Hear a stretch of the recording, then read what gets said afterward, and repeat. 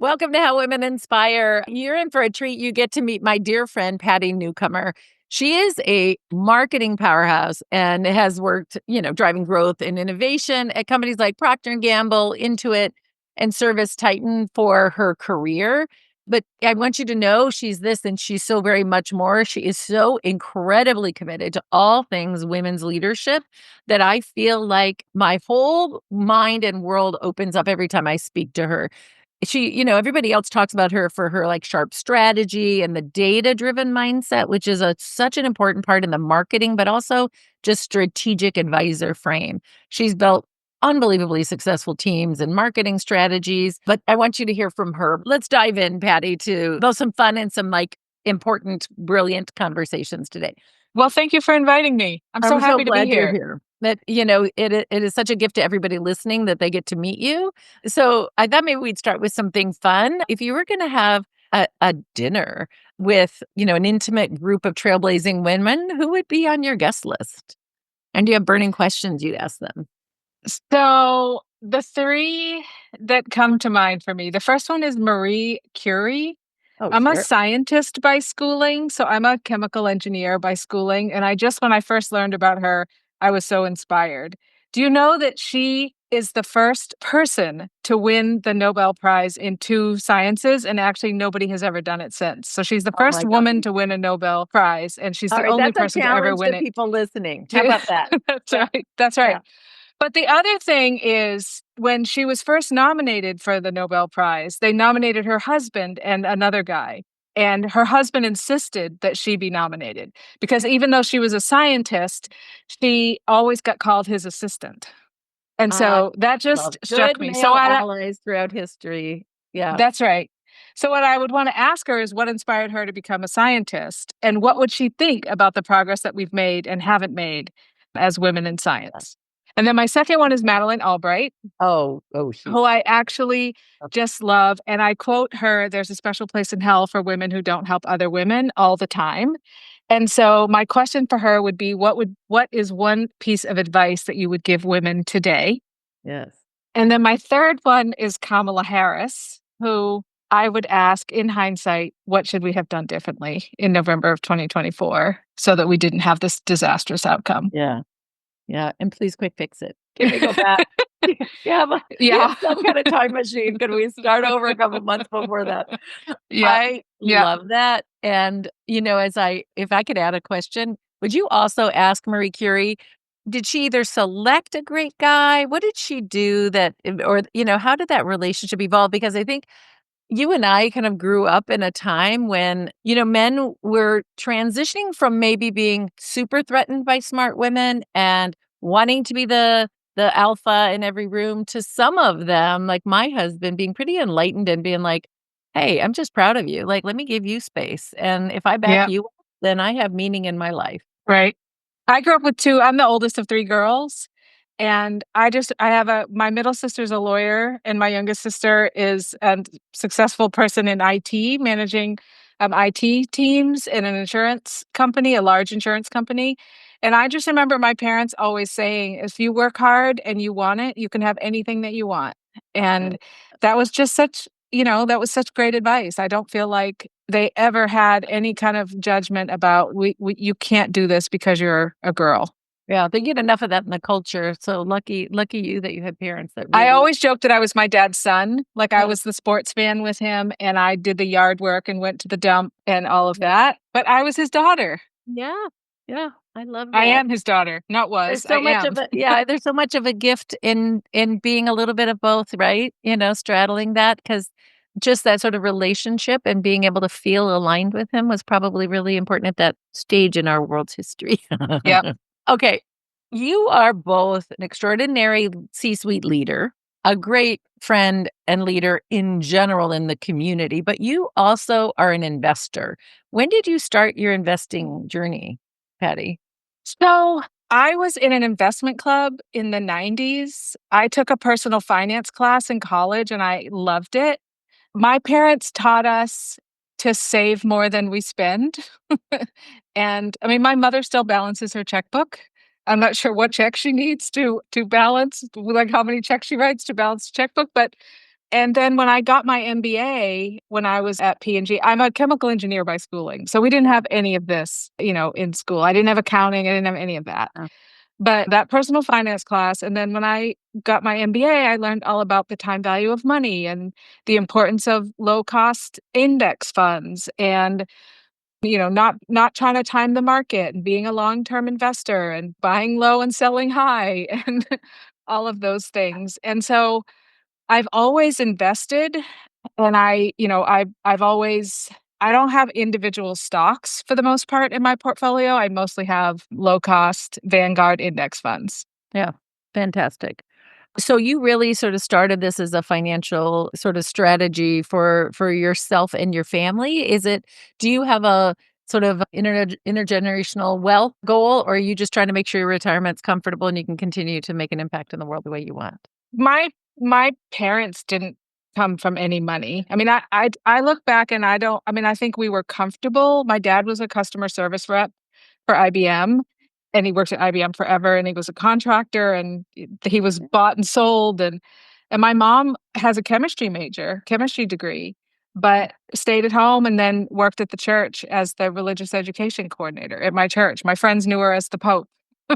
Like, And so, I didn't even know what the term intergenerational wealth meant. I worked for a CMO once who used to talk about wealth accumulation. And it was like, what even is that? yeah, yeah, But I have saved and invested and been very fortunate to have done well. And, I have meaningful wealth now. And so, I have a trust and my kids will be set for with whatever they need. yeah. That feels so good, doesn't it? Mhm. Yeah. Yes. Yeah. Do your parents know? Are they still alive? Do they know that you've been able to get to this point? My parents are still alive.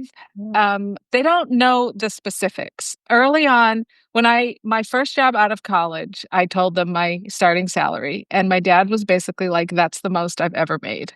Oh, I see. And so for a few years, I would tell them what my raises were, and it got to the point where It was I didn't awkward. tell them anymore. Yeah. Yeah, yeah, And yeah, it became awkward. yeah. Our So parents are so proud of you, Patty. yeah, Proud I to know see they you. are, but we don't have any specific conversation. I've basically said to them, "If there's ever anything that you wanna do and you don't feel like you can do it because of money, do it. Yeah, And if you and run I'll out take of care of money, you. I'll take care of you." Because I got through college without any loans. Between the combination of scholarships and their help and work study and things like that, I graduated Yeah, with what a with gift. basically no Yeah. no loans, and I got my MBA, and the company that I worked for paid for it. So, I have been very fortunate in not having to have that kind of debt.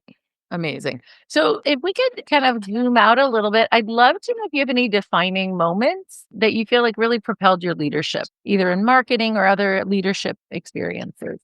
Yeah. So my first job out of college was at Procter& and Gamble in new product development. And most of the new hire engineers worked for other engineers that had been there for, a couple of years. My new hire manager was a PhD chemist that had been at P&G for 10 years. And so I had such amazing coaching from him. And I didn't necessarily realize it while I was in it. But like over the years, I like quote him all the time. Oh, Like he taught me you always have to have a point of view. Like it's your job to have a point of view. You know your work the best. You owe it to your leaders to have a point of view, especially if your point of view is different from theirs. And he taught me, the company will take 24/7. You have to figure out what your boundaries are and figure out how you're gonna set that. I've never been very good at it, but he gave me that advice, permission. Yeah. very early Yeah. on. Yeah. And I also saw him be an advocate for me. Again, Yeah. I didn't realize this until later. So he about, I don't know, 6 months after I started or 9 months after I started, he said, "Hey, 8 months ago or 6 months ago, one of your peers' bosses came to me and said you were being too competitive." And he was like, I told them, "Poof, she's not doing anything wrong. Leave her Love alone. it. She's Yeah. fine." Yeah. And he was like, "And I didn't tell you then because I didn't want you to be concerned. I didn't want you to stop behaving how you're behaving." And on reflection years later, I was like, that was an advocate. Thank And God. that's the Because difference that's what between they being say an to women. advocate. That wasn't just being a mentor. He was also a mentor toward me. But that was being an advocate, and I learned that, there's a big difference between what's a mentor and what's an advocate. Yeah. Is there something that along the lines has been a lesson that you think is really unique to being a woman in sort of a very senior position? Because 'Cause you've risen up to the top ranks. Yeah, I think women have a lot of work to do that men don't do. When I got pregnant with my first child, and this was 21 years ago, but my ex-husband, my child's dad, and I worked at the same company. And I used to get asked all the time, "Are you coming back? Are you coming back to work? What are you going to do? Are you going to stay at home? How come you don't?" He never got asked any of those things. And it was the same child. Yeah. Yeah. And the level of, they call it emotional work, right, that the mom does. And he and I separated when the kids were little and were co-parents, and he was a very good co-parent, but I was still managing the doctor's appointments and what size clothes did the kids wear and what size were their shoes and all of those things. For many of those years, I had 2 houses and I was taking care of 2 houses. And so I think that is one thing, and sort of managing the judgment of Yeah. working full time and not being home with your kids full time. I'm a big believer that it takes a village. I always say to people, if you don't believe that it takes a village to raise your kids, you can't work. Yeah. Because Yeah. Even if if you you do, work, you gotta have a break at some point, right? Like, come on. right, right. And so I think, all of those things. And then I also think that, like, and maybe this is better now, but like early in my career, I used to get "you're too aggressive." And I would watch the men and they would get praised for being assertive. And I would get "you're too much." And the men would get credit for being passionate.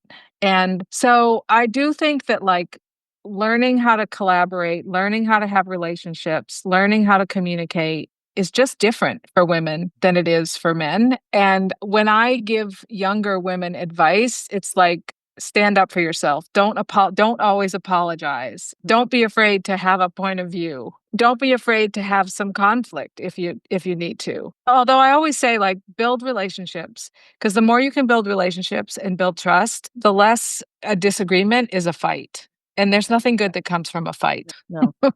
I'm not asking for permission anymore. I'm not asking for a seat at the table. My friends, this is the first generation of us. We have a huge opportunity. We have power and influence and wealth.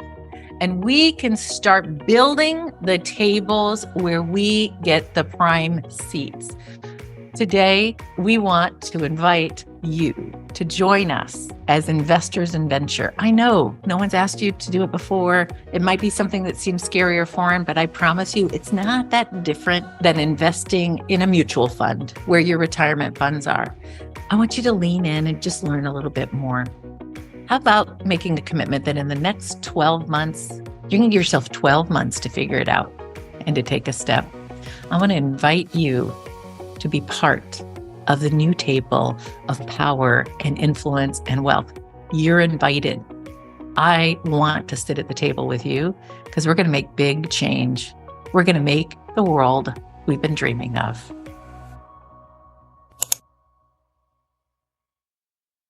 Well, I feel like what you're talking about is a lot of systemic bias. And I do believe that the more people really know you and see your value, it could be, I don't wanna say this is blanket, but it could be that they're less likely to have those biases about you because they actually know who you are as a person, and they've Right, seen your right. assertiveness turn into results, like your boss. Yeah, These are cultural things that cost us all, and there's some people who are documenting that it cost people, jumping off the rungs of the ladder, or they left corporate work earlier than they maybe would have because the cost benefit analysis was too high. Just right. in balance. So, what about you and sort of when you think about women aiming for leadership roles? You talked about confidence and assertiveness and building relationships and communications, but what are the other things that women should be thinking about on that journey when they have a moment where they're like, should I stay on this? The rung on the ladder feels broken. I think a lot of women get off the rung or whatever because the man's making more money. And Yeah. so it only makes sense financially in the household for them to be. And so people talk about they made a choice. And I always argue, perhaps it's not really their choice. Like, perhaps they feel like it's the only option. And the other thing that I have realized in, call it, the last 10 years is I never saw women as CEOs or women as the most it didn't even dawn on me that I could possibly be that. So Kidding. I know it's a little dated now and I don't love everything in it, but Lean In by Sheryl Sandberg, I just found really resonant. Like don't step off the path before if you want to, fine, but don't step off before you have to. And don't lean out when you could lean in. Yeah. But also don't compromise on your boundaries, right? So Right.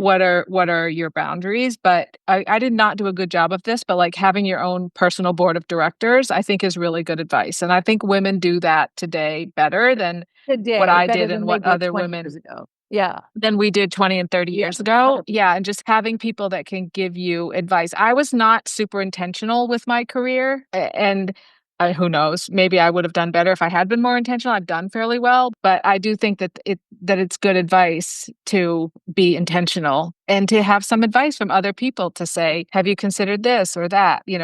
Women don't take P&L roles. Right. Women tend to be in roles that are more support roles. So if they took more P&L roles, they would have more opportunities to be the GM or the Right. president or whatever. So, Yeah. those kinds of things are kinds of conversations that I didn't even consider. I didn't have anybody in my network to know and give me that Yeah. advice. Yeah. I love this. And what occurs to me as I'm hearing you is, we were talking about like you started by saying the great advice you've gotten is in part like they'll take 24/7, think about balance, right? And I've had so many conversations, even with my adult children, let alone colleagues and friends, about saying, well, before you quit, what's the worst that could happen if you actually told them what you needed or what you were willing, what you were able to do? Or you just stopped being the A plus plus and doing everybody else's work for them, and you reset and you did the amount of work and the kind of work that is right for you. The worst that can happen is you end up leaving anyway, right? At Yeah. least take a stab at sort of doing it the way you need to do it. And I think that only works if you've got your board of advisors, your personal board of advisors, or you have an executive coach or someone who can get you out of your thinking because you have a Yeah. pattern that's helped you be successful. How do you That's actually right. break into a new way of doing the work? It's hard. I've tried to do it myself. Yeah. Like sometimes Yeah. I'm okay, and Yeah. sometimes I can't do it the way I exactly want. But I have two things. I got advice early on about don't be a pain about pushing for promotion. Just keep your head down and do your work. And I just think yeah, that's bad bad advice. advice. Like the only person that's going to advocate for you is you. And and I had an experience, I don't know, 5 or 10 years ago at Intuit where I felt like I was constantly in conversations about what people could do these new opportunities and what people could we put in stretch roles and I was like, gosh, I got to be having constant conversation with my people about what they want or I don't know who to put up or if Right, they want it or right. and so I said to them I was like, you got to tell me what you want because there's lots of opportunities around Everybody here. listening to this, you've got to say what you want so that when you're not in the room and the opportunity comes in up, they remember it. They might they're not gonna just get that about you. You actually have to say, "Hey, listen, if You an have to opportunity say comes it. up for Yeah. this, I'd love for you to put my hat in the ring." As opposed to Yeah, this that's right. defensive, like, I'm a victim thing that some of us get into. There's reasons for all of it, and there's reasons And if you don't get it right away, you yeah, can be patient. or you can But and leave, then the but at other least you did what you needed to do. that's Yeah. right. The other thing is there is no balance. It Yeah. is just constant choices, is my point of view on this topic.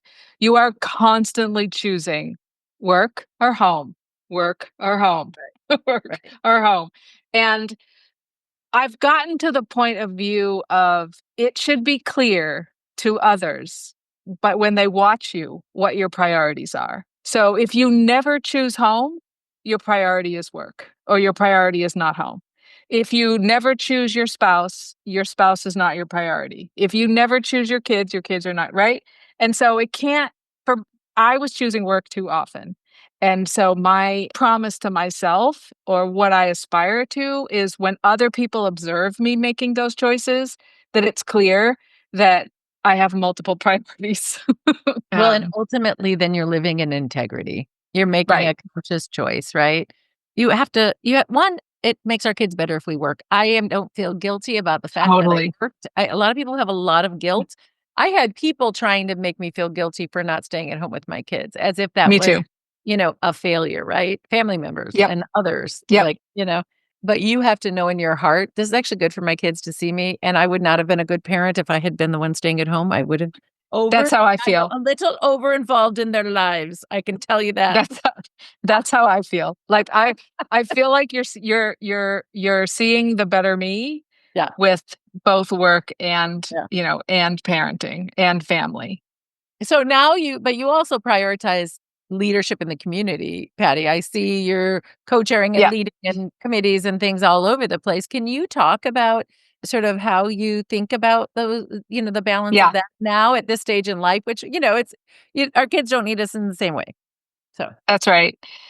My mother one time, I don't know how many years ago, 5 years ago or something, sent me I won an award when I was in high school, when I was a senior in high school, and there was a little newspaper clipping, and she sent it to me, and, Patty was in this and that and this and that, and she played this and that, and I was like, "Gosh, mom, look at all the things I was in," and she's like, "And you still are."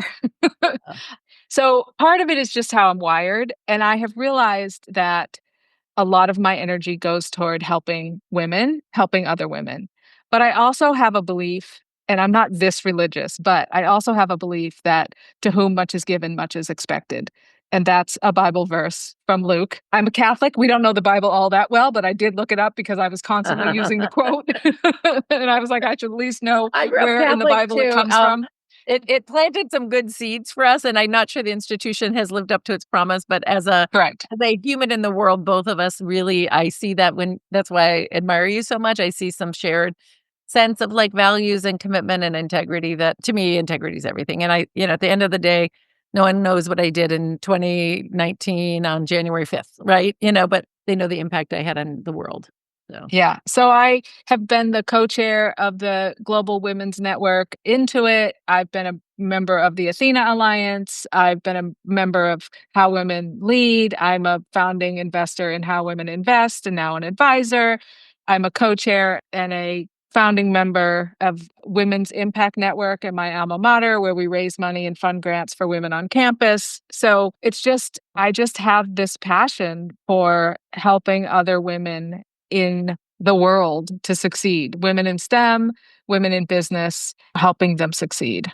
well, this has been a really beautiful journey from your dad and your, going to the dump together, whatever you said, to, really hearing about, I think, our generation certainly we had some of these messages we had to either, I'm glad that boss never told you, but I think for so many of us, it's important to reflect on, wow, the larger macro climate in which we grew up, you have so much to be proud of. You are unbelievably inspirational to everyone who knows you, Patty. It's Uh, interesting now I'm on a leadership team where it's all women except for our CEO. And I've realized that I've only ever worked for two women in my entire career. I worked for one woman twice, and I worked for another woman.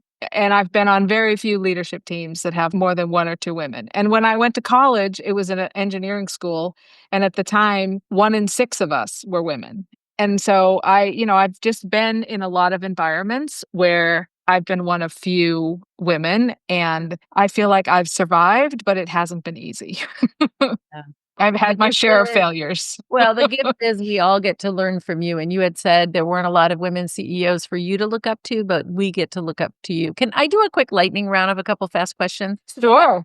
Okay. What's your one piece of advice or inspiration to encourage people to start investing in themselves and their financial future?